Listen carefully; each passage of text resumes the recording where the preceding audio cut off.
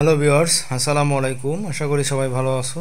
So আজকে আমরা আলোচনা করব পরিবারের উপর অধিক জনসংখ্যার তিনটি প্রভাব উল্লেখ করো।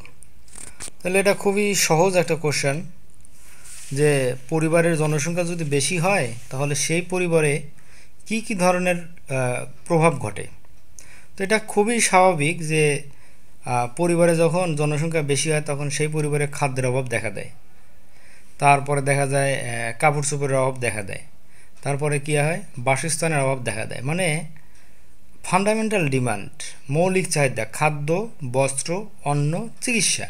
তো এই এই প্রত্যেকটা জিনিসই কিন্তু অভাব হয়। যখন মানুষ বেশি হবে তখন কী হবে, পরিবারের খাদ্যের অভাব দেখা দিবে, চিকিৎসার অভাব দেখা দিবে, কাপড়ের অভাব দেখা দিবে,